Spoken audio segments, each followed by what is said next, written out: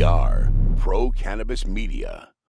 Hi, everyone. Welcome to Weed Talk Now. I'm Jimmy Young from Pro Cannabis Media. And I'm Curt Dalton from cannabis.net. See how that works?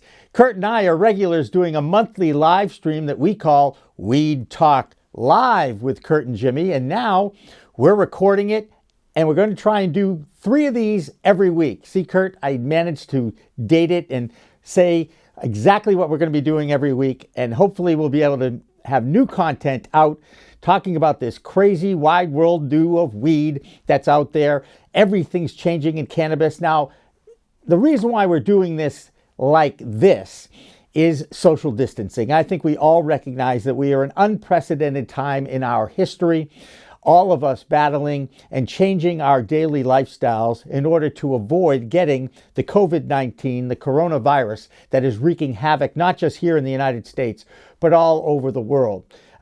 Curt, you as a regular content producer for cannabis.net have been working this story and the impact of the COVID-19 on the cannabis universe over the past week, right? Yeah, we've been looking at a lot of different aspects. Originally starting out with, can cannabis help in fighting the virus physically, or is there any type of cure or vaccine involving cannabis? And then working our way down to the implications as far as state law, federal law. Is it an essential item, as some states have said? Is it a medical item only? And again, kind of sprawling out how far COVID is affecting the industry, all the way from funding to deliveries to stuff like that. Yeah, and amazingly, there actually may be some good news for the cannabis universe depending on the recovery aspects of this new program that the Congress has finally voted in. When the economy eventually returns and we eventually start to recover and actually start spending money again, there actually could be some positive effects for the cannabis industry as well.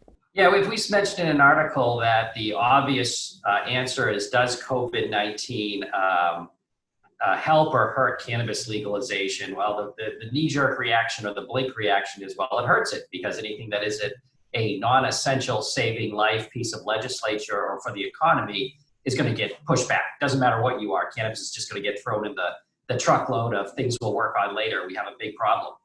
In that sense, it's true. As you mentioned, the Congress Spending Act did not treat cannabis favorably, in the sense it did not include any Safe Banking Act add-ons. It did not include cannabis-based companies as part of the bailout or being able to get a loan. I don't think unemployment will cover cannabis-based registered companies. So it wasn't super friendly. But the good news is, or the silver lining, is people are starting to say, in a recovery, depending on if this recession is V-shaped with a quick turn and we're back working and people are getting their jobs back, or more of a U-shape that takes longer, or even a depression-like state that's a really beaten down economic country, cannabis legalization could be something that the government does out of necessity in order to create jobs, in order to create funding, in order to create businesses, in the sense that it held up so well in the downturn that this showed the government that even when times are really tough, just like booze historically, cigarettes, diapers, household items do well during a recession or depression, cannabis did very well during this, not only as a medical purpose, but as a sellable good. So if they're looking for things we get to a desperate state that create jobs, that's certainly something the federal government could say, everything's on the deck. What can we do to create 200,000 jobs, within a week? Or what can we do? Everything go. Systems all go. Cannabis maybe take that wave and get legalization. Well, we can always hope about that. But one of the other good signs about what's been going on is the Google report that the searches for how to grow, how to sell, and how to ship weed are up 450%, according to our friends on Google. And another factoid that we can throw in there is there are 3 elements of our world that are actually seeing a spike in business right now. That would be liquor, that would be weed, and that would be guns. Now, the third one definitely freaks me out a little bit, but the other 2 I can handle. Yeah, and what we looked at was, if we hit a prolonged recession /depression, what will people do to pay the bills? Generally, when there's a lot of worry, people will extend themselves, takes risks they maybe shouldn't or are used to. And so we looked at, people are reading the news saying everybody wants, medical or recreational marijuana during this downturn. How many people are investigating the idea of, hey, I have to make ends meet. Can I sell weed? Could I grow it? What do I have to do? And how do I sell it? And our article looked at, are you going to sell it locally? You're going to grow 10 or 12 plants and kind of sell them amongst your friends to raise money? Or are you going to take that next step to put it in the mail, maybe get a higher return, but take a much bigger risk with the federal law? Cannabis is a Schedule I substance, cannot cross a state line, cannot be put in the post office or FedEx or UPS, federal offenses. And the article kind of looks at, yes, a lot of people are thinking, how am I going to make $500 next month or $1,000 or $2,000 to pay my bills, rent, and food? But how many of them are going to stay local, and how many have aspirations to, I'm going to throw it in the mail and double vacuum seal it and see what happens. And, not that I've ever done this, nor have I ever thought about doing this, but just in case one would want to ship cannabis across state lines illegally, because it is a federal substance, doesn't it make more sense to kind of either hollow out a book and put it inside that, or wrap it up in some socks and put it in with some other clothes and then wrap that up and then put that in an envelope and send that? I mean, isn't that the easiest way, as long as you're only sharing maybe personal use amounts? So yes and no. If you're looking to bundle it with a group of, it's the smell, especially if you're sending flour, not so much edibles or tinctures that can be sealed, or even edibles that are kind of vacuum sealed. The smell of the flower is what gives it away, is it's what dogs can pick up. So that's why most people will double vacuum seal it. You've seen your vacuum sealer at Costco or somewhere else. It's not so much not seeing it in the x-ray. It's about, they can't x-ray it. Shipping is obviously going bananas right now with e-commerce. If the smell is there, it's going to be the tell. And that's what people worry about who ship it. Yeah, well, I think there's ways around that with the vacuum seals and these tremendous plastic containers that are out there that are so childproof. Even an adult with arthritis has issues opening it, and I can attest to that.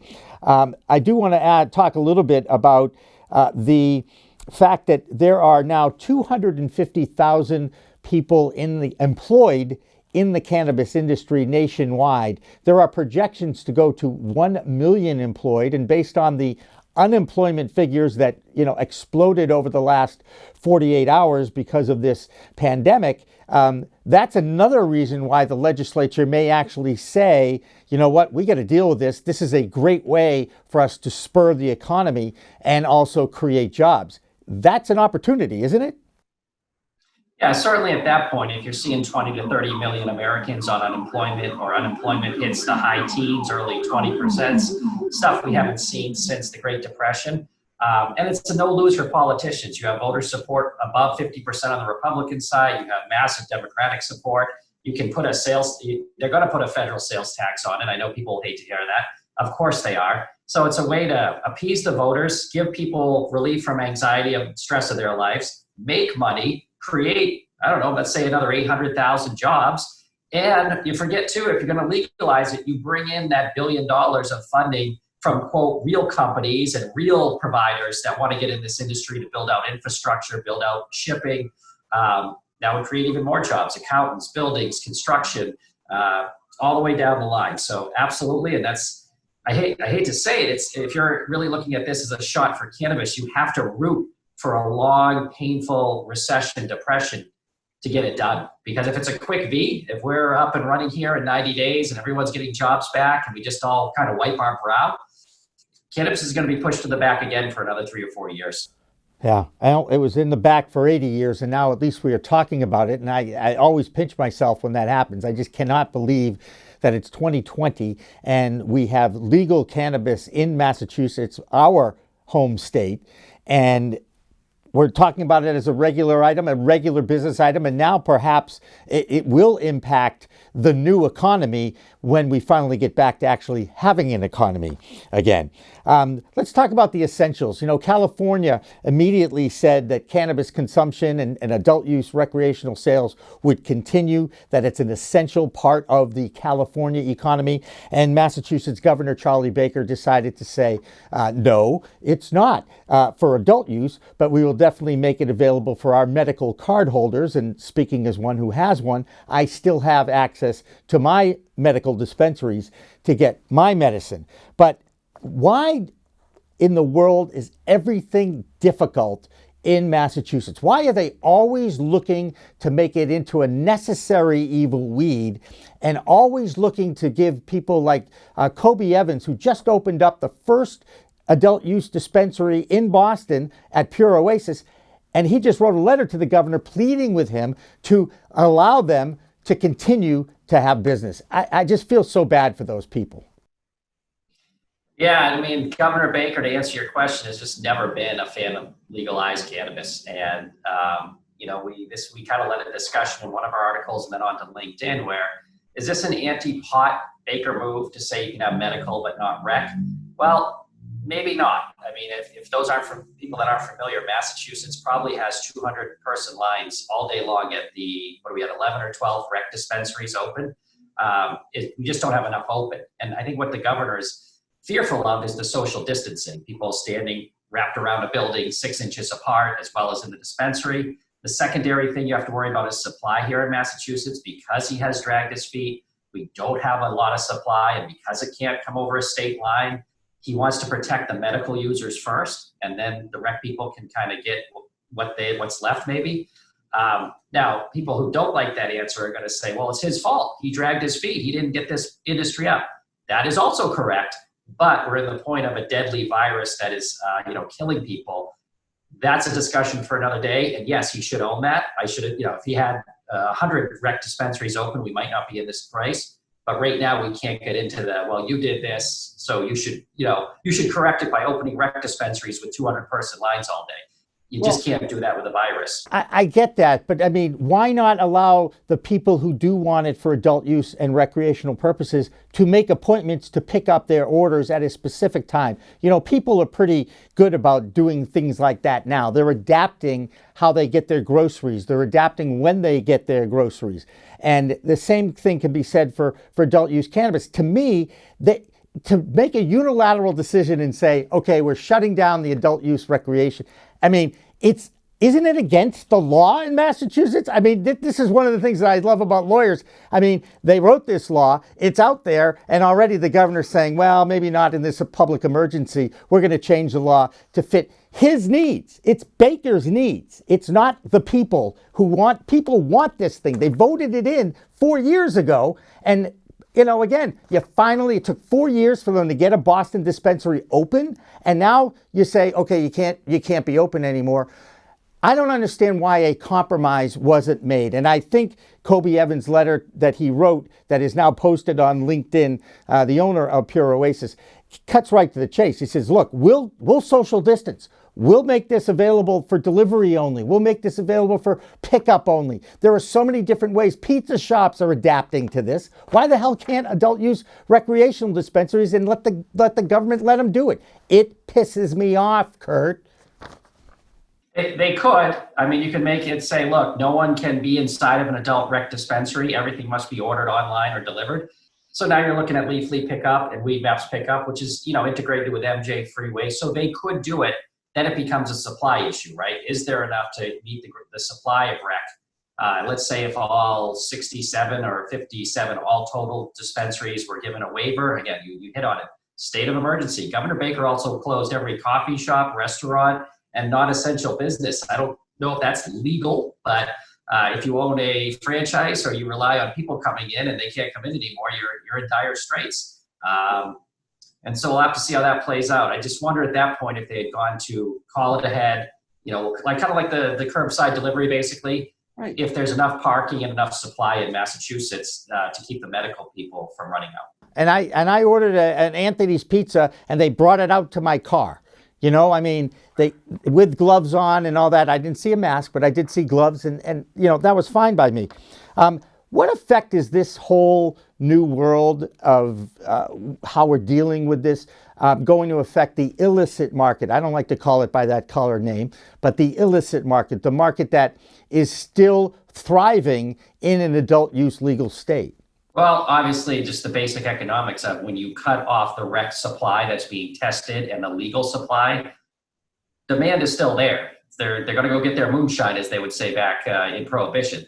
So yes, the black market's going to get a huge boost from this, because you're asking people who enjoy it recreationally or need it for stress and anxiety, but don't have a medical card per se, maybe they don't want it for work reasons or health records, to basically go to the black market and go get your stuff. So I would assume black markets in Massachusetts, Maine, New Hampshire, Connecticut, and upstate New York are booming with Massachusetts people making a phone call, getting on a WhatsApp or a Telegram, and finding a black market or illicit supplier. And they've been doing that for decades, okay? Meeting in parking lots and what have you. And these laws are designed to perhaps hurt that market, and with the hopeful effect of actually eliminating the illicit market, because I definitely want to know where this product came from. I want it to be tested. I want to know what kind of effect it's going to have on me if I use it.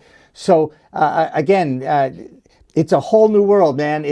This is going to change. It continues to change almost on a daily basis, which is one of the reasons why I really like the idea that we will be talking almost on a daily basis to continue to look at the issues and the news that are out there in cannabis, not just here in Massachusetts, but across the entire country. And I got to tell you something, Curt. I don't know who did your the graphic with the little cannabis leaf on the football helmet in one of your articles. This was brilliant. I'd like to see a team eventually have that as their regular emblem. I'm not quite sure how we get that through, but it would be funny, wouldn't it?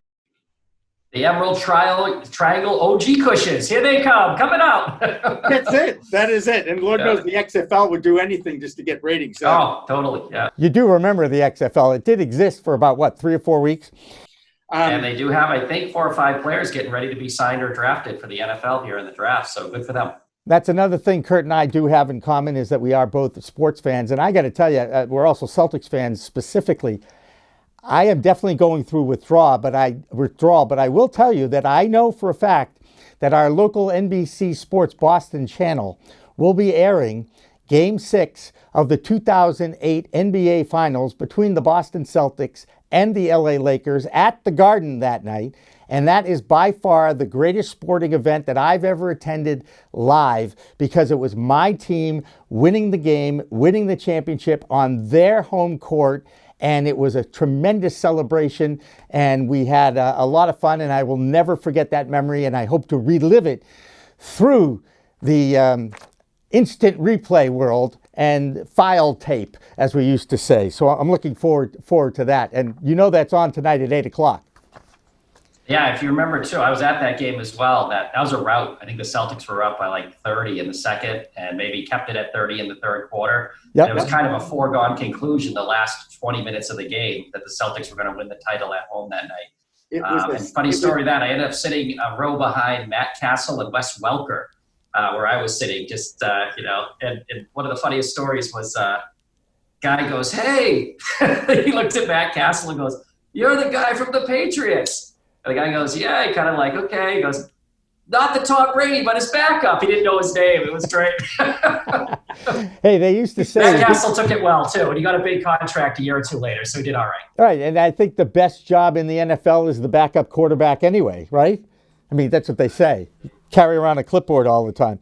Hey, one more comment about some of the things that you posted on cannabis.net. And by the way, Curt is a content producing machine. Go to cannabis.net and you'll see a ton of information there. You can spend hours on his site, and most people spend over 23 minutes on his site, right, Curt? Because after all, you are a #1 as far as time on site in the cannabis universe. You must be very proud of that. Yeah, we kind of created a different kind of rabbit hole, I guess you want to call it, if you're going down on a website, where we do more opinionated pieces, and we'll give it some thought, not just reprinting a press release or saying, here's the news, the DEA did this. Let's say like yesterday, the DEA admitted that legal cannabis reduces drug cartel power and money. And we said, well, why did they admit that now? So you kind of start clicking, and at the bottom of every article is 2 related articles. So if you want to find out about fibromyalgia, or you're interested in how COVID-19, we have like 6 articles up dealing with COVID-19 and cannabis right now, because it just there's a new angle and a new thing to talk about, seems like every day or so. So you kind of get into this. Well, that's interesting. Oh, could you ship it across the state line during this virus? Oh, does THC help in fighting this virus? And you just kind of end up reading 7 or 8 articles, just like a book. Well, Curt, I think technically we figured out how to do this. I look forward to chatting with you on a somewhat regular basis moving forward.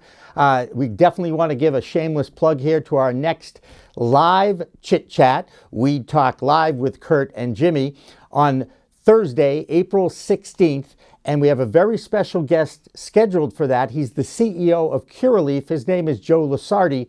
And you know, Curt, I've been after him to come in studio since September because they're located in Massachusetts, and Curaleaf is a big multi-state operator.